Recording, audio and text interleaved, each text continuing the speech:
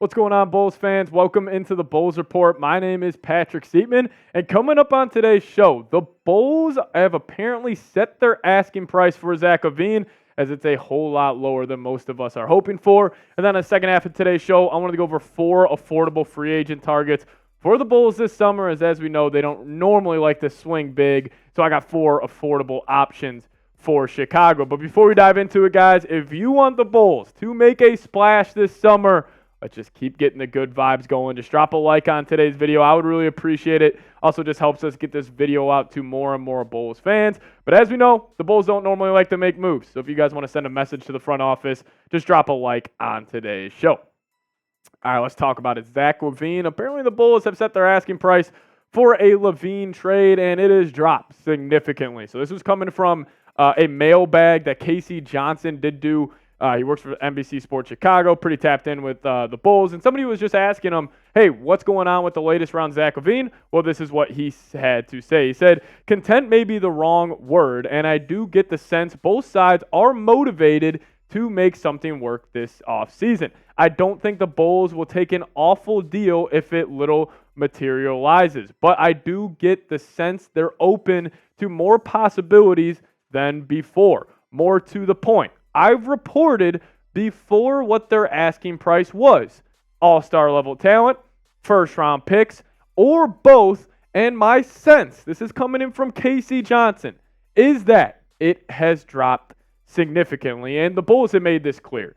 Their number one priority this summer is trading Zach LaVine. No doubt about it. You know, my top priority would be somehow moving off Nikola Vucevic, but also trading Zach LaVine is up there for me as well. But I think both sides want to move off this or get this deal done, send Zach LaVine somewhere else. He clearly doesn't want to be here, and it's starting to look like the Bulls front office does not want him here as well. And taking a look at his contract here, I mean, you know, this is just ridiculous. I mean, he's getting $45 million in 2025 and $48.9 million in 2026. You guys, you know, if you guys have been watching the show for a while, you know my thoughts on Zach LaVine. You know, if you saw him playing at a park, you would think this is one of the top 10 players, you know, alive. But, you know, he just has never contributed to winning, still has shown no, you know, determination to get better on the defensive side of the floor. He has not been a leader, hence why he does have the lowest winning percentage in NBA history. Keep that in mind. But this is more from Casey Johnson on the situation. He says, as I've said from the beginning regarding this situation, this is like a relationship that has run its course. And you're right, both sides have remained very professional. And LaVine just clearly does not want to be here. No doubt about it. Like, he has made this clear. Even when he was fighting back from injury, he would rarely come to the bench and support his own teammates. I don't think LaVine wants to be here at all. I don't think the front office wants him here. And you know what? I think it just might be one of those things. You just rip that Band-Aid off, you shake each other's hand, and you agree to, you know, whatever deal they could possibly get done. But 5 teams that could possibly trade for Zach LaVine.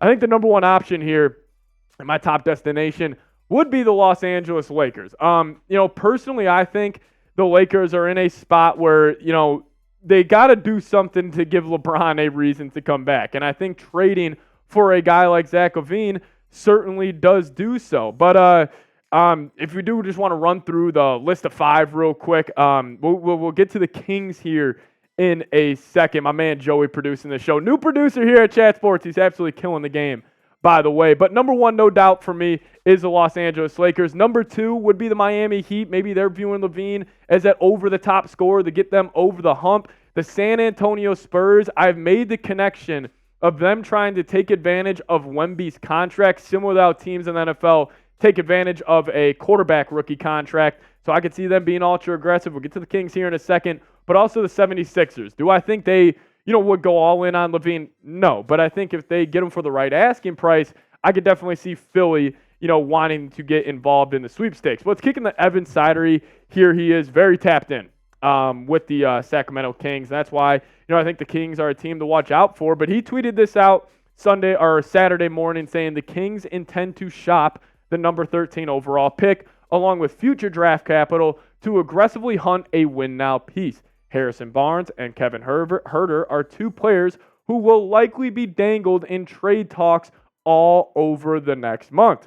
So the trade idea I cooked up, Keep it simple. Just got it straight from the tweet, and contracts match out here. This trade would be able to go down, but it would be the Bulls receiving Harrison Barnes, Kevin Huerter, and the 13th overall pick. You guys let me know, would you accept this deal? Or if you're a Kings fan coming across this channel, would you accept this deal? Give me an A for accept or a D for decline down in the comment section. If I'm the Bulls, I take it and run. Now, would the Kings want to give up all that for Zach LaVine?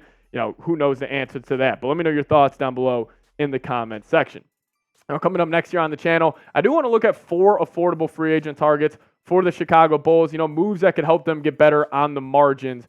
And I think these are all 4 guys that they could definitely target. But before we dive into that, guys, I want to tell you about today's presenting sponsor, and that is PrizePicks. Download the PrizePicks app and use promo code CLNS when you're making your first deposit. And with PrizePicks, you can turn $10 into $1,000 in a single game watching your favorite sports this summer. You can make a PrizePicks lineup in as little as 60 seconds. You just need to pick more or less on 2 to 6 player stat projections, and you're locked in. This is an example of a lineup I'm rolling with for Game 1 of the NBA Finals that gets underway this Thursday. They got a deal going on right now for Jason Tatum's points, only set at 0.5, so I'm going to take the more. Then I'm going to take the more on Luka Doncic, 31.5. Then also ride the hot hand of Derek Lively at 16.5 points, rebounds, and assists. Whether you want to fade those picks or ride with those picks, we just suggest you guys do so at PrizePicks. The finals mean more on PrizePicks, and so do the star players. You get boosted payouts on select basketball stars that you won't find anywhere else. So I'll put that link for you guys in the comment section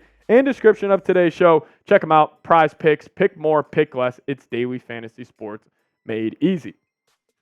So the number one name I want to talk about is Kelly Oubre Jr., who, funny enough, last offseason just signed for a veteran minimum deal. So, he was not a sought-out after free agent target for other NBA teams, but with what he did with Philadelphia this past season, I think he is going to get paid, a decent amount of coin. It could be around that $10 to $15 million a year range, but this past season for Philly, he was fantastic. Averaging 15.4 points per game, 5 rebounds, 44% from the field, and just overall, he was a great connecting piece on the offensive side of the floor. He never tried to do too much. He was just kind of in the flow of the offense. But the one negative thing about Oubre, he has just been an inconsistent shooter throughout his NBA career. His advanced stats right here, he shot 31.2% on catch-and-shoot three-point opportunities, which is obviously below the league average. And with the role he would play within the Bulls offense, it would be a lot of, late shot clock catch-and-shoot opportunities, and you would wish he was hitting that better than 31.2%. But the pull-up midi, he only took about 1 per game, was at 33.8. But, hey, free throw line down, solid as well, 55.2% there. But another Philadelphia 76ers forward, that being Tobias Harris, is another good option for Chicago, and this would not be the Bulls signing him to that $40 million deal that he signed, a couple years ago with Philly. But, if you just look at his numbers on screen right now, a guy who's averaged around 15, 17 points a game over the last 4 years, incredibly efficient as well, you would be like, man, sign me up in a heartbeat. But the question is with Tobias, in those big moments, those big playoff games, Game 6, Game 7, can he step up to the plate? That's always been his kind of red flag throughout his NBA career. But, for the Bulls, I would actually take him. I think he would be a great choice. Maybe you sign him to a 3-year, maybe it's around a $50 million deal. Would he want that? Would he want more? We'll have to wait and see on that one. But, Toby to me, I think is a solid player. Obviously big time moments, always hurt his game. But, I just kind of thought about this comparison on the fly. Kind of reminds me of Kirk Cousins a little bit. Solid player in the regular season, could get it done, but obviously when the big moments come around, he hasn't really been able to show up too well. But another forward on this list, I have mainly forwards on here as the Bulls. Besides Patrick Williams, they don't really have a true forward on the roster.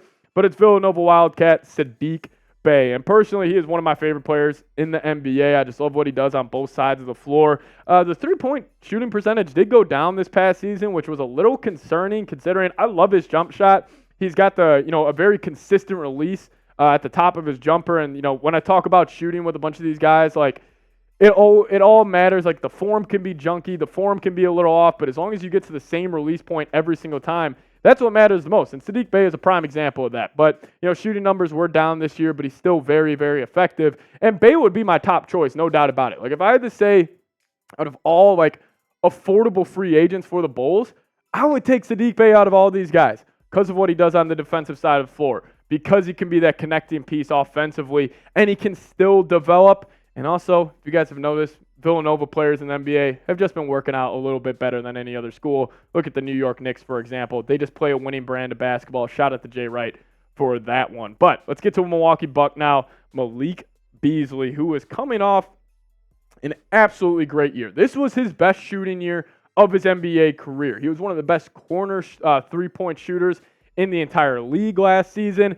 And he's been good, man. I mean, Malik Beasley, even dating back to his time with the Minnesota Timberwolves, like he was really solid there as well. He actually had a way higher volume, but as a role player with the Bucks this past season, and just being a guy that caught just got catch and shoot looks in the flow of an offense, he took full advantage. And the Bulls need a guy like that. Like, the Bulls have guys who can shoot the basketball, but they don't have any true shooters who can come off pin down screens.